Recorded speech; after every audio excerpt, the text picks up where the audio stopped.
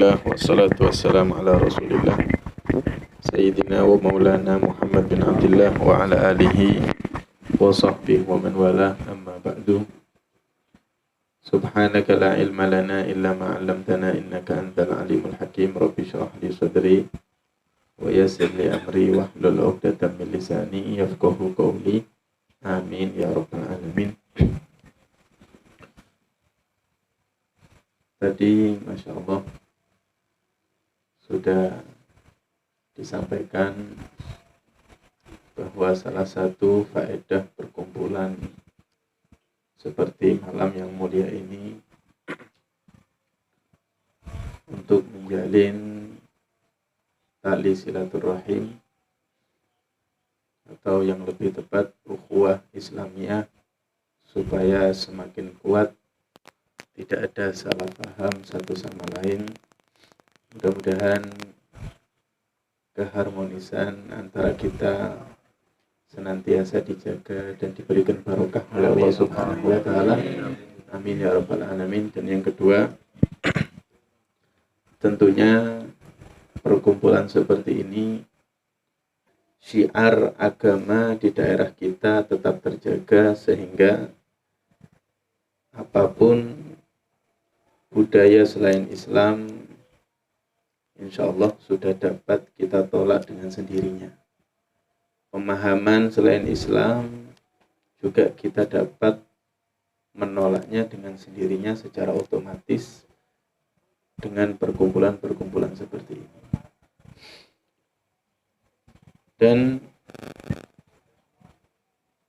tadi kita sama-sama membaca Yasin Tahlil, salah satu kegiatan silaturahim diisi Yasin Tahlil, tiada lain niku mengikat hubungan kita dengan orang-orang yang sudah meninggal, khususnya orang tua kita. Karena yang namanya ta'awun, yang namanya saling membantu, saling menolong, itu ada 4. Ta'awun minal ahya ilal ahya, saling menolong orang yang hidup dengan orang yang masih hidup, sama-sama hidup.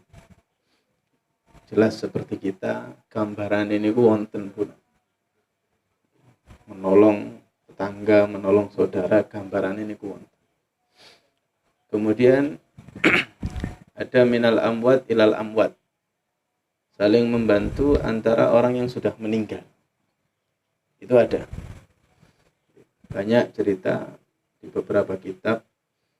Pada intinya ada satu kuburan, itu semuanya diazab oleh malaikat, diazab kubur. Kemudian ada salah satu orang yang ahli ibadah meninggal dunia, kemudian dikubur di pemakaman tersebut. Subhanallah, berkat satu orang yang soleh, semua azab diangkat oleh Allah, semua diberikan rahmat oleh Allah Subhanahu wa ta'ala. Karena itu dianjurkan untuk menulis wasiat. Kalau meninggal dunia, dimakamkan di tempat fulan, di tempat fulan, di pemakaman fulan, dipilih di situ ada orang soleh atau walinya Allah Subhanahu wa ta'ala, Arab supaya mendapatkan syafaat orang tersebut, dibantu oleh orang yang sudah meninggal. Ini contohnya ta'awun, saling membantu sama-sama orang yang sudah meninggal dunia. Ada saling membantu minal amwat ilal ahya, orang yang sudah meninggal dunia membantu orang yang masih hidup. Seperti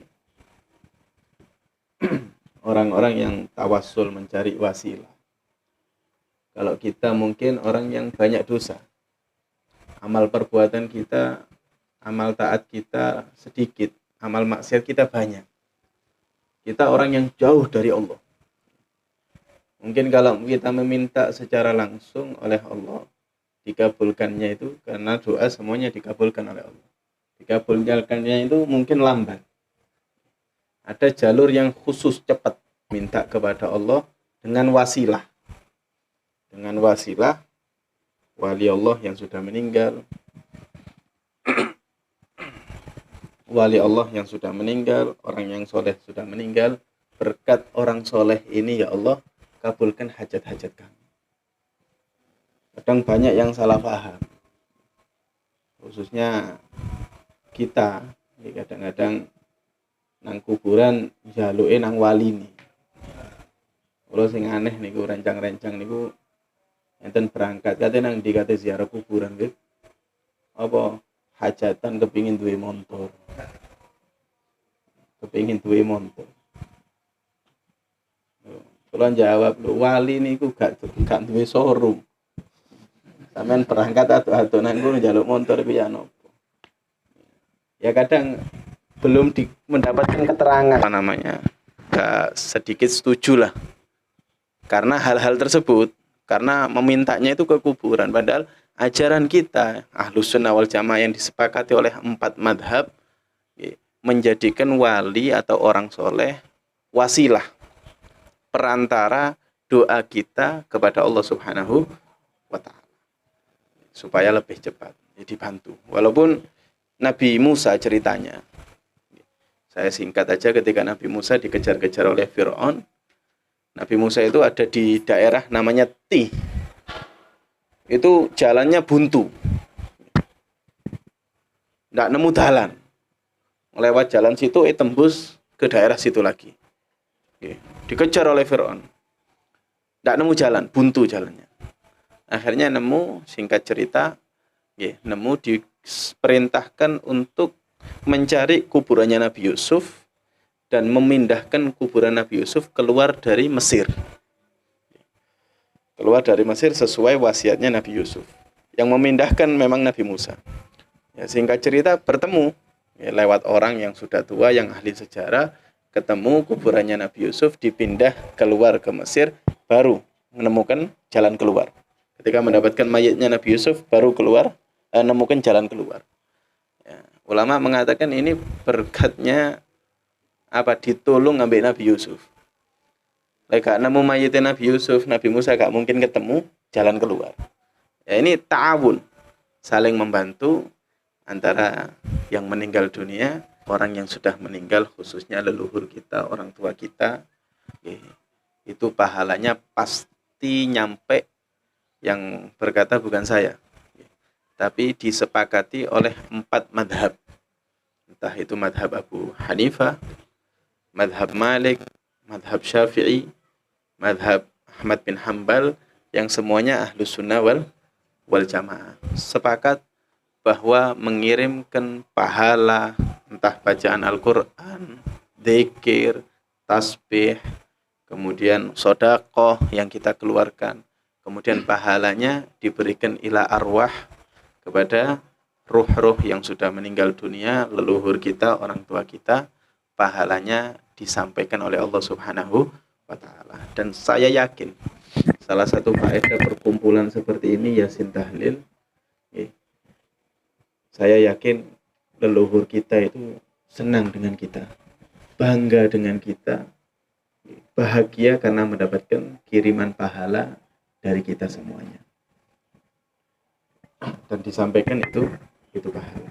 Dan yang kedua, faedahnya juga, kalau kita membuat bangga leluhur kita, berarti kita termasuk orang yang bakti kepada kedua orang.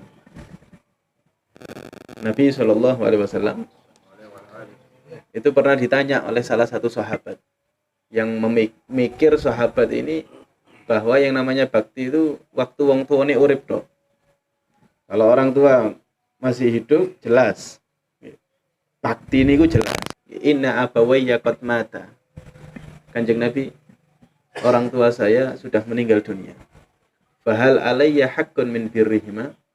Napa sik wonten hak bagi saya untuk bakti kepada kedua orang tua? Sudah meninggal. Bakti ini niku ya nopo Kanjeng Nabi? Maka Nabi mengatakan, ad-du'a lahuma wal istighfar lahuma was shadaqa lahuma. Atau kama qala Nabi sallallahu alaihi wasallam. Istighfar kirimno nang wong tuane sampean.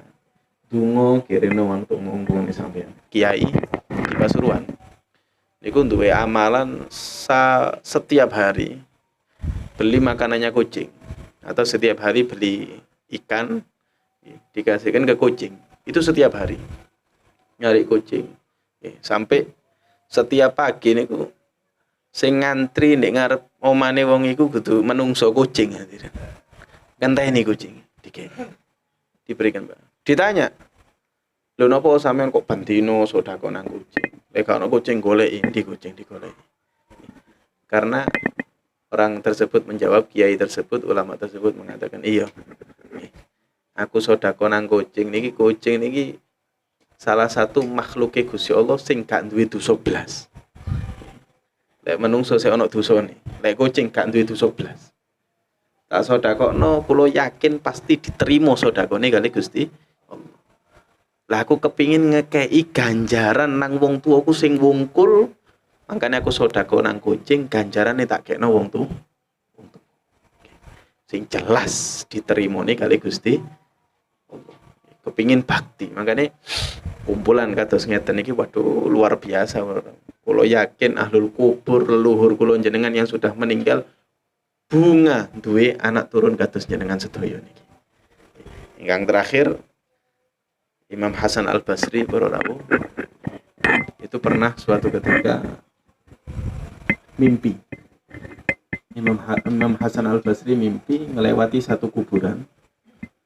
Seperti biasanya orang seperti yang kita diajari oleh orang-orang tua kita, yang melewati kuburan itu lah biasanya baca sholawat atau ngirim fatihah, al-fatihah ila arwah jami ahlil kubur, baca fatihah wa ila hadratin nabi al-fatihah. Imam Hasan Al-Basri seperti itu. Enten budaya adat sing aneh. Wonten rencang kula niku saben lewat kuburan noleh kiri ambek ngidul. Noleh kiri ambek ngidul, tak takoni. Apa kok ngono? Iya, mau diajari wong tuaku koyo ngono. Lho napa? Supaya gak cepet mati jare.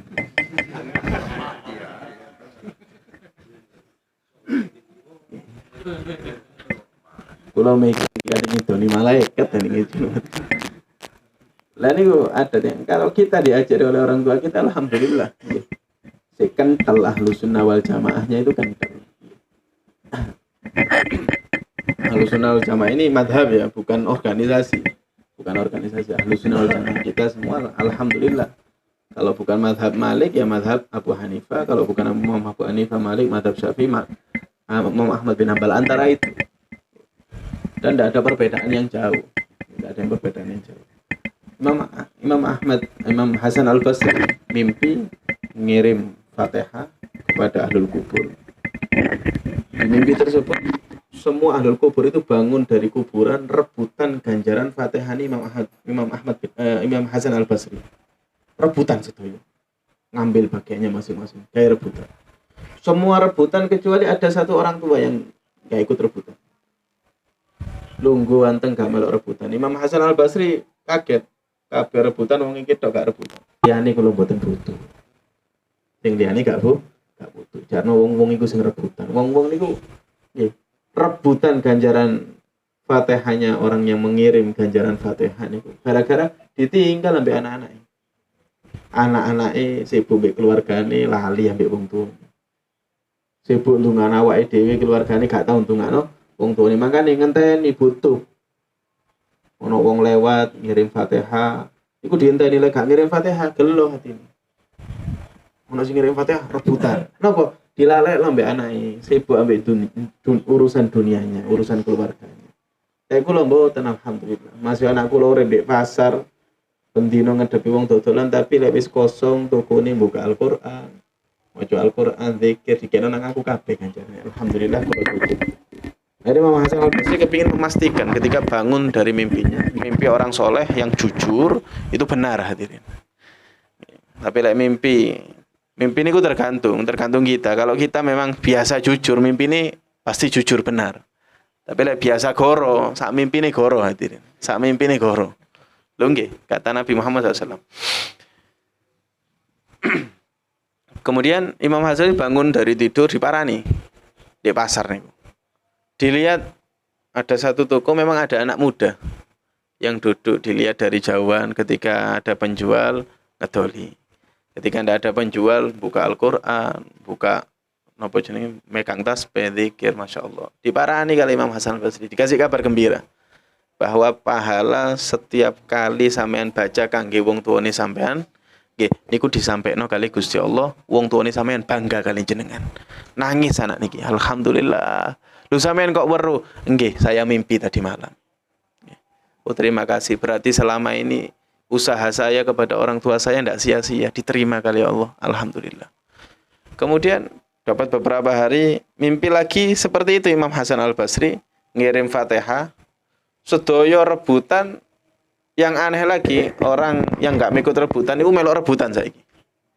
Diparani kali Imam Hasan Al-Basri. Lu sampean biyen ndak melok rebutan, saiki melok rebutan. Apa? Wis lali anake sampean wis sampean. Anake sampean wis gak eling sampean maneh. Wis gak tau maca Al-Qur'an maneh. Kena pergaulan lingkungan. Apa rabi? Nggih, wis duwe keluarga, urusan keluarga. Dijawab mboten. Tidak. Tapi nggih, anak saya sudah meninggal dunia dan belum nikah, belum mempunyai anak turun. Karena itu podo-podo golek ganjaran teko kirimane wong sing urip. Karena itu kula yakin hadirnya kita napa maning didamel rutinitas kados ngeten niki nggih kula yakin kula jenengan sampean sedaya nggih menjadi anak-anak yang pasti dianggap bakti kepada kedua orang tua, dan insyaallah anak leluhur kita nggih terus menjalankan seperti ini nggih supaya saling membantu antara kita yang masih hidup atau yang sudah meninggal dunia, supaya menjadi orang-orang yang dimuliakan oleh Allah Subhanahu wa taala fid dunya wa fil akhirah. Amin amin ya rabbal alamin. Mungkin